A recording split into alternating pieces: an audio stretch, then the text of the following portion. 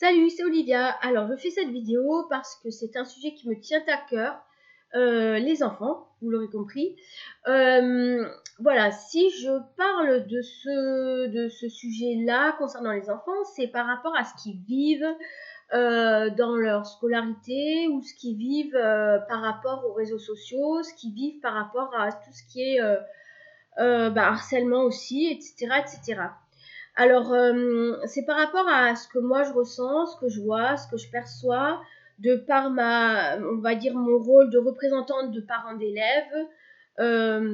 J'ai un grand au collège, un plus jeune en primaire. Et ce que moi je vois, ce que je perçois, ce que je constate et qui m'interroge beaucoup, c'est un petit peu l'institution scolaire ou les établissements ou l'école, quelque part, qui se substitue, alors je dirais pas au rôle des parents, mais un peu quand même, mais qui commence à prendre une responsabilité que les parents sont censés en fait avoir en priorité et en privilège d'ailleurs, et qui se passe dans le plus naturel du monde possible, et qui, moi, en fait, ça m'interpelle parce que on est aux prémices de quelque chose qui me semble quand même important, pas anodin et essentiel, c'est-à-dire qu'à un moment donné, peut se poser la question, mais moi, en tant que parent responsable de mon enfant, qu'est-ce que j'ai comme droit encore? Quel est mon droit d'agir sur mon enfant? Je veux dire, attention, tout en bienveillance, hein, je parle. Hein. Je parle pas des cas de violence, etc. On est bien d'accord. Mais qu'est-ce que j'ai comme voix encore sur l'éducation de mon enfant? Parce que l'institution est en train de se substituer à des prises de responsabilité mais voilà, c'est quelque part, ça se fait naturellement parce que il y a toujours un équilibre, hein. C'est-à-dire, il y a pas de victime sans bourreau, il y a pas de bourreau sans victime. C'est-à-dire que, et dans la nature, c'est pareil, hein, tout s'équilibre. Si à un moment donné, vous voyez bien que si à partir du moment où on bétonne, on bétonne, on bétonne, si le lieu de bétonnage est laissé à l'abandon, la nature reprend ses droits et on voit au bout de quelques années que la nature reprend ses droits et elle envahit de ronces, de fougères, de tout ce que vous voulez, de verdure, les lieux bétonnés qu'on a laissés à l'abandon. Donc c'est simplement pour dire qu'il y a toujours un équilibre. Et ce que je veux dire par là, c'est que si l'institution aujourd'hui de l'école, du collège, etc.,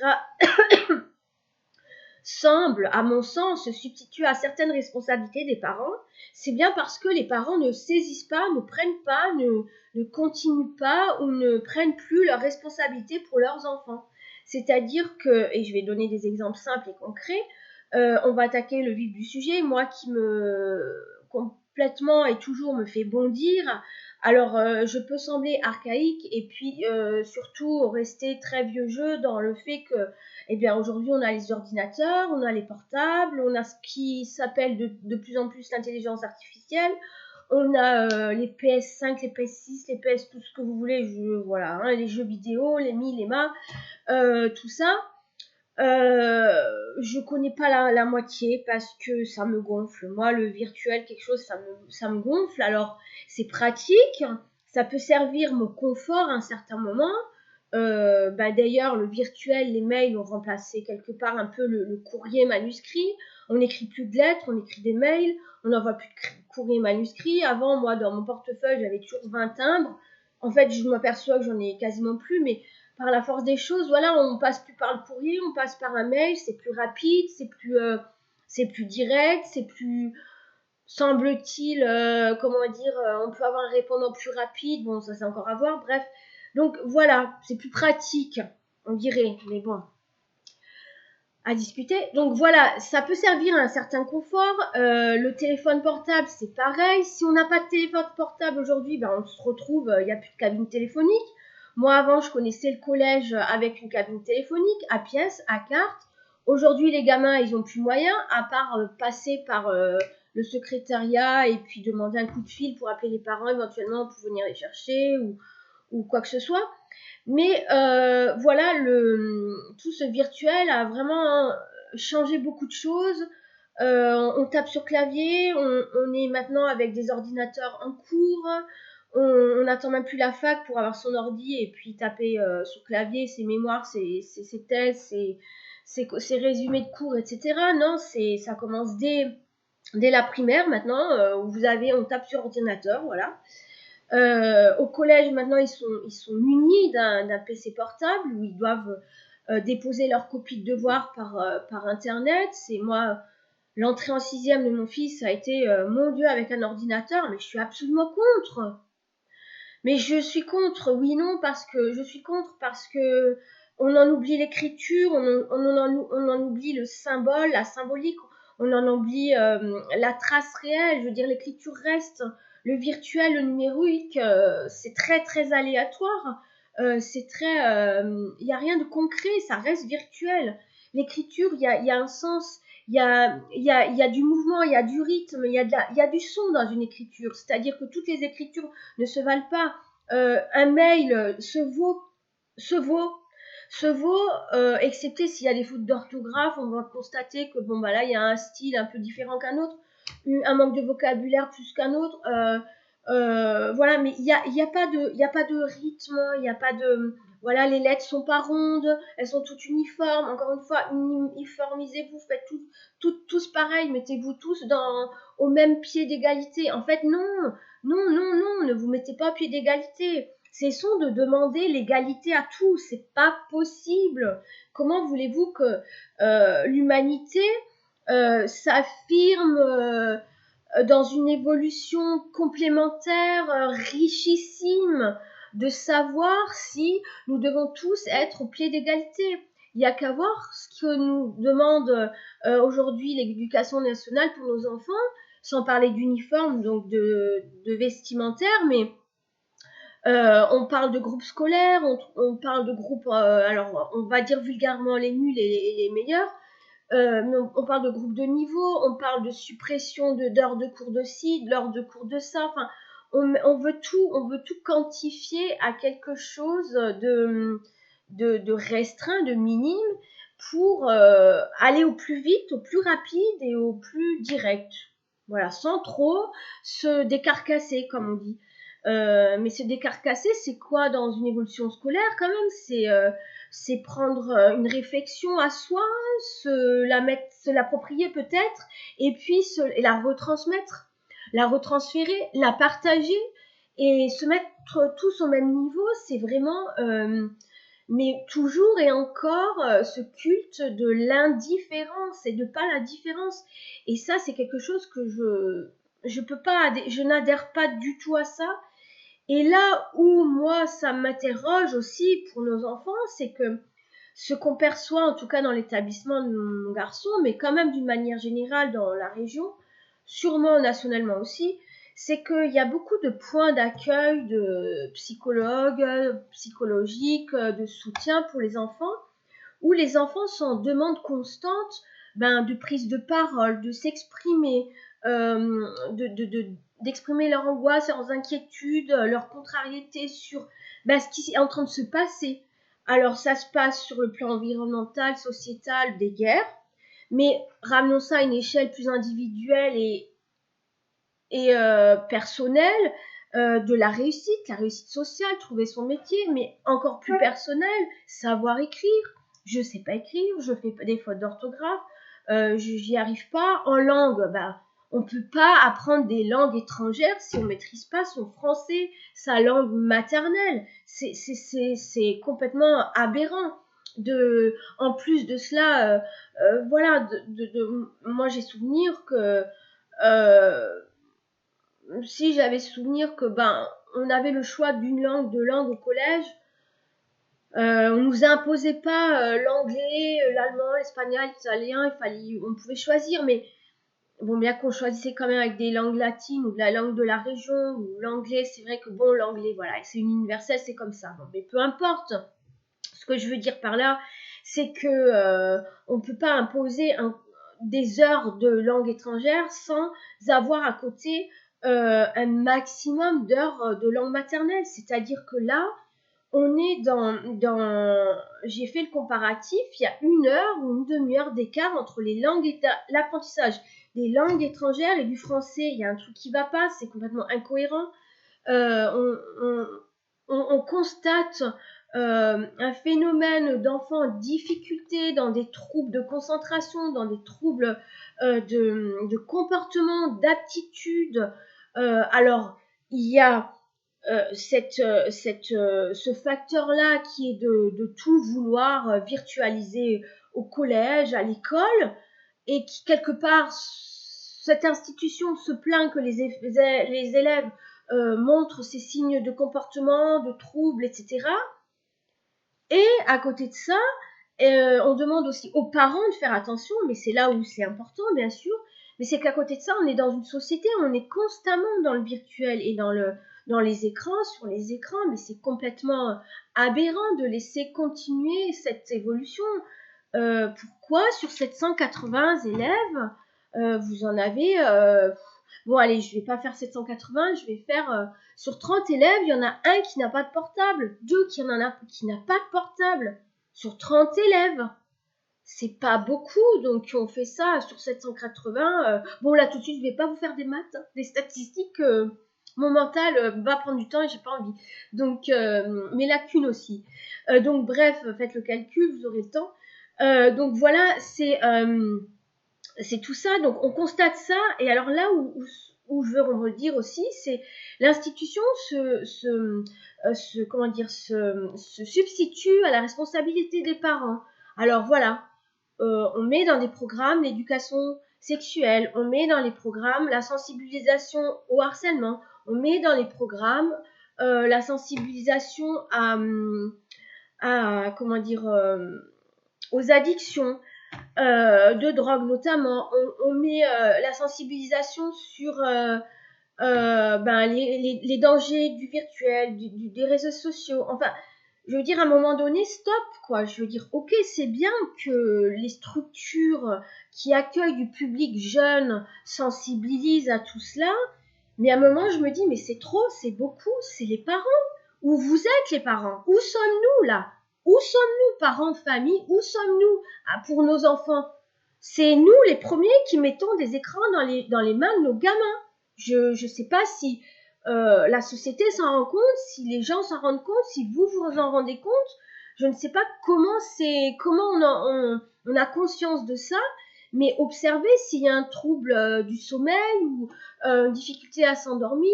Il y a des enfants, des élèves au collège qui s'endorment en classe. C'est les écrans tout le temps. C'est des surstimulations. Renseignez-vous, c'est pas moi qui le dis, c'est scientifique. Il y a les neurosciences qui en parlent, les médecins qui en parlent. Enfin, je veux dire, voilà. Alors, bien sûr, on est dans un monde qui évolue d'une manière paradoxale, contradictoire de toute façon, puisque clairement, et dans un exemple très simple, l'établissement fournit des ordinateurs pour travailler. On va apprendre le numérique, et en contrepartie, on va sensibiliser au danger, c'est très bien, mais on va demander à ce qu'il y en ait moins. Mais pour moi, à mon sens, c'est les familles font ce qu'ils veulent, font ce qu'elles veulent, mais l'école, restons prioritaires et priorisons. Mais quoi en fait à l'école? L'apprentissage, savoir parler, savoir s'exprimer, savoir écrire, savoir se comporter, mais se comporter dans le verbe, dans la parole. Lire des livres, étudier des bouquins, étudier des textes, mettez en scène, mettez en place du théâtre. Ça, je parle pour le cours de français ou l'apprentissage. Les maths, la physique, les sciences et tout ça, allons à l'essentiel des choses. Apprenons à compter, apprenons le mental, le calcul mental, que ce soit hop, on est rapide et puis on est optimum quand on a cette réflexion, cette logique d'élaborer. Voilà, cultivons le sport, cultivons, alors pas l'image, mais cultivons la légèreté. Voilà, le sport, faisons plus de sport, mais on est là dans la compétition, on va gagner. Et puis alors il y a la semaine des Jeux Olympiques, et puis alors on est à fond, et puis après toute l'année on est moins, et puis après on a une section de ci, une section de ça. Alors on est valorisé dans l'image de l'établissement, etc. Je suis pas contre, mais je suis contre l'abus, quel qu'il soit. Je suis contre l'abus de toute façon. Le trop, l'excès. Pour moi, j'ai besoin d'équilibre. Et l'être humain, pour moi, à mon sens, a un besoin d'équilibre. À partir du moment où il est dans un déséquilibre, on va dans des bas-fonds interminables. On touche à des dépressions chez les ados. On touche à des extrêmes sur les réseaux. C'est quelque chose d'aberrant. Les jeunes filles à outrance maquillées à 13 ans, 14 ans, manicurées jusqu'au bout des ongles, mais elles sont magnifiques, elles sont des poupées, elles sont des mini nanas, mais des mini femmes, mais non quoi, 12 ans, 14 ans, non quoi, les parents, vous êtes tout, la merde, vous êtes tout. Il y a un mot pour ça en fait, c'est la responsabilité, mais ça va au-delà de ça, vous vous rendez pas compte. Ça s'appelle le respect. Le respect, avant de parler de responsabilité et d'autorité, c'est le respect de sa personne, le respect de soi. Quel est ce sens, quelle est cette valeur que vous inculquez à vos enfants? Là, je suis un petit peu dans une tranchante et un petit peu dans un jugement d'éducation. J'ai pas envie d'être là-dedans, mais quelque part, je peux pas m'en empocher parce que ça me rend, ça me scandalise parce que je me dis, la petite jeune fille, jeune femme que tu vas autoriser à se maquiller, ça lui fait plaisir, etc. Mais il est où le respect de la personne à elle-même? Il est où le respect, la reconnaissance de son corps de 12 ans? Pardon, ça m'a fait m'étouffer. C'est peut-être quelque chose que j'aurais pas dû dire parce que ça me passe pas au travers. Hein. Ça passe pas au travers. Mais 12 ans maquillée, même ongles vernis, mais maternelle, des fois je vois ça, non mais j'hallucine quoi. J'hallucine. Non, non, en fait, c'est apprenez des codes, c'est-à-dire apprenez à vos jeunes filles de respecter leur corps. On peut se maquiller pour carnaval, on peut se maquiller pour une occasion, on peut se maquiller en famille. Mais aller au lycée, à l'école, non, je peux pas adhérer, je suis désolée. Et les garçons, c'est pareil, c'est éduquons nos garçons, éduquons nos garçons à la parole qu'ils ont, quand ils parlent de la fille, de la femme, à être habitués à avoir justement des poupées déguisées, à avoir comment dire, du coup, l'addiction facile, il faut fumer. À 11 ans, on fume. À 11 ans, on fume. Mais putain, non, quoi. Pardon, mais... Enfin, bon, non, chacun fait comme il peut, quoi, comme il veut, hein, je suis d'accord. Mais enfin, je vois, c'est un phénomène de société, c'est aberrant, c'est aberrant. Et alors, oui, pour moi, c'est vraiment une histoire de respect, du coup. Donc, si nos enfants n'ont pas le respect pour l'adulte, pour l'autorité, pour les codes, pour la règle, c'est que vous, parents, adultes, vous n'avez aucun respect pour les codes, les règles et on va dire l'ensemble, la solidarité, la communauté. Non. Alors, je suis pas en train de dire non plus qu'il faut être tout le monde il est beau, tout le monde il est gentil, il faut être ensemble, partager tout. Oui, partager c'est bien. Alors moi, je répète toujours à mes gamins, prêter quand il s'agit de tes affaires ou partager tes affaires, non, on n'est pas obligé de partager ou prêter ses affaires. On a le droit de dire non, je n'ai pas envie de te prêter mes affaires ou partager mes affaires, c'est comme ça. Ce qui est à soi, j'ai envie de dire, est à soi dans le sens où on va être respectueux de ce qui est à soi. Et ça passe par le corps, ça passe aussi par le corps, ça passe par notre façon de penser, tout en restant bienveillant et à respecter sa limite. On va respecter nos propres limites et forcément on va respecter celles des autres. Si on n'apprend pas ça à nos enfants, eh bien des harceleurs, on en trouvera toujours, des victimes, on en trouvera toujours, des gamins qui vont se moquer à droite, à gauche, on en trouvera toujours. Des gamins qui seront insolents, effrontés, ils n'ont rien à fiche de l'autorité, on va en trouver toujours, mais tout ça parce que on est dans une ère où ben voilà, nous parents, en fait, nous déléguons, c'est trop dur, c'est trop dur, c'est trop dur, c'est trop dur, mon gamin, il n'est pas concentré, alors je vais le punir, je vais l'empêcher de voir les écrans, comme ça peut-être qu'il va se concentrer, mais c'est le monde à l'envers. C'est bien parce qu'il y a beaucoup d'écrans qu'il n'est pas concentré, mais pas que. C'est bien qu'il y a un mal-être psychologique qui fait que ben, il n'est pas concentré. Il peut pas se concentrer à une tâche parce que sa psyché n'est pas mature, parce qu'il n'a pas la réflexion, parce qu'on ne l'aide pas en ce sens, on ne l'accompagne pas en ce sens, on n'est pas solidaire de ce qu'il évolue, on ne l'écoute pas. Il y a 2 mots clés pour moi, c'est respect, écoute. Écoute et respect. Et ça passe par nos enfants. Et nos enfants sont en train de vivre un chaos, et mettre le chaos, et mettre le bordel dans nos vies de famille, de parents. Faut pas s'étonner. On est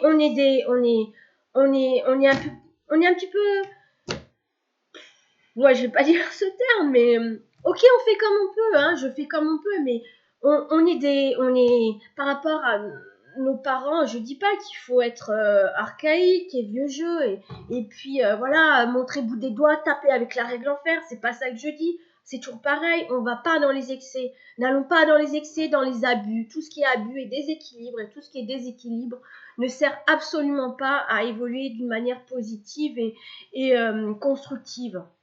Donc moi, ce que je ressens là, c'est que voilà, on met des choses en place dans les institutions, etc.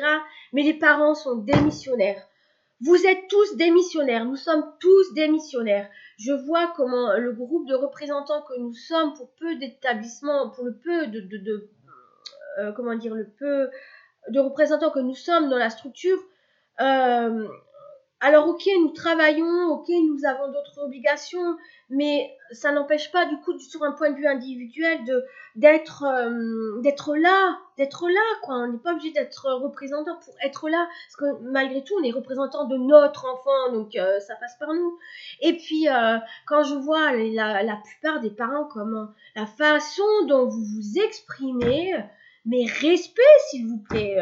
Écoute aussi, c'est-à-dire que moi, enfin voilà, j'ai eu un cas où une personne qui m'a demandé, voilà, il y a des choses qui me plaisent pas, ok, j'entends, partageons, il faut contacter tel et tel professeur, mais la manière dont on a envoyé le mail, parce que c'est ça le virtuel, c'est ça les mails, c'est ça les réseaux, on se cache derrière un écran, alors on est cash, on est sans filtre, on est ni bonjour, ni merde, ni cordialement, ni merci, ni au revoir. C'est, il y a un truc qui va mal, il faut que ça cesse, faites les choses qu'il faut pour. C'est pas comme ça que ça fonctionne, les gars. Oh. C'est pas comme ça. Il y a un respect à soi à avoir dans déjà ce qu'on transmet, ce qu'on véhicule. Si tu veux qu'on te respecte, mais fais-toi respecter dans ce que tu véhicules. Tu m'envoies de la merde dans la figure, mais je vais te renvoyer de la merde dans la figure. C'est-à-dire que tu vas être agressif avec moi, je vais être agressive avec toi. Bon, moi perso, parfois je le suis, mais bien souvent je ne vais pas l'être, puisque j'ai évolué sur ce plan-là, mais nous ne sommes pas tous humain à avoir une maturité d'esprit, à cultiver le bon sens et puis la bienveillance et à répondre de manière, comment dire, posée et constructive. Moi, je peux le faire, je suis en capacité de le faire. À certains moments, il y a d'autres fois où ça m'échappe. Mais bon, voilà. Et donc, tout ça pour dire respect, quoi.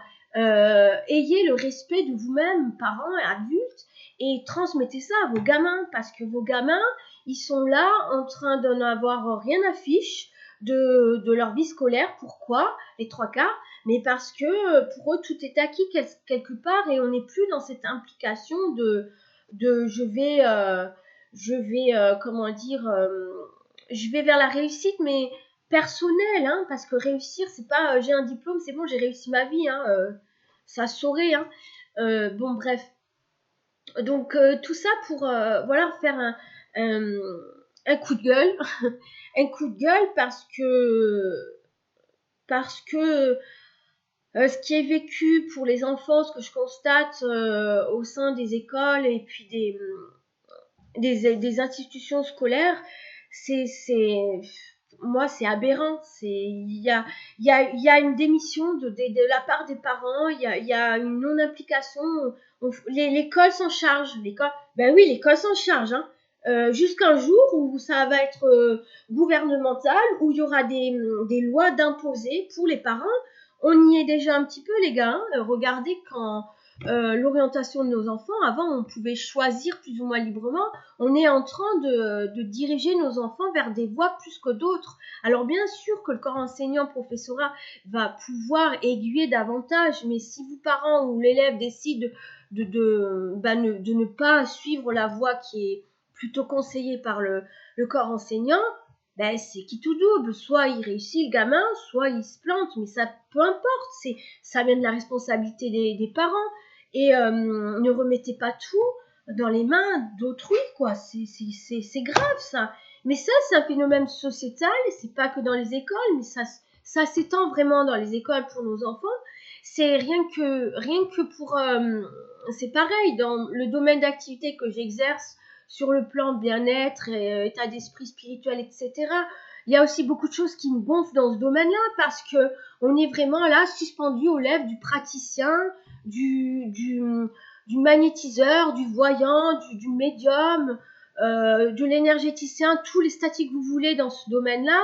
On est suspendu aux lèvres comme si le praticien en soi, il avait don de répondre à toutes les questions. Mais en fait, non. Personnellement, je suis praticienne, énergéticienne, médium. Je n'ai pas cette prétention déjà d'agir pour l'autre. Je ne guéris pas l'autre. L'autre peut guérir, l'autre va guérir par mon intermédiaire, parce que avec mes propres filtres, mes propres ressentis de guérisseuse, si vous voulez, je vais pouvoir apporter des éléments de pistes à suivre ou pas. Mais jamais, au grand jamais, finalement, faites ce que je vous dis, quoi. C'est aberrant. Ne faites pas ce que je vous dis. Ne faites pas les choses parce que je vous le dis en tant que praticienne, mais faites-les parce que vous le sentez. Ne faites pas ce qu'une voyante ou un voyant vous dit, ou un magnétiseur, un énergéticien, ou tout ce que vous voulez là-dedans, parce qu'il vous le dit. Il le dit avec ses propres filtres. Alors il y a l'aspect financier derrière aussi. Moi aussi je veux vivre d'amour et d'eau fraîche. À un moment donné, je veux aussi gagner de l'argent parce qu'on est humain, c'est comme ça. Mais moi, je ne suis pas du tout en adéquation, par exemple, pour former les gens à être médiums. Vous trouverez ça, mais enfin, du coup, je m'éloigne du sujet, mais c'est pareil, c'est-à-dire, à un moment donné, arrêtez de croire tout ce qu'on vous dit, arrêtez d'être crédule, prenez votre responsabilité, et tout tourne autour de là. Responsabilité, respect de soi, écoute de soi, et avec ça, on a tout compris. Respect, écoute de soi, respect de soi, c'est prendre sa responsabilité, vivre les choses et faire, voilà, en fonction de soi, et arrêter d'être suspendu à l'extérieur. L'extérieur me fait mal vivre, c'est à cause de l'autre, c'est à cause des autres, c'est tel prof, c'est tel machin, c'est tel voisin. Arrêtez ça, moi ça me fait dresser les poils sur la tête. Bref, et donc voilà, ma vidéo est bien trop longue, je voulais qu'elle fasse 15 minutes. Bon, j'espère que vous arriverez à suivre jusqu'au bout, sinon tant pis. Merci d'avoir suivi, likez, partagez, bye bye, à bientôt.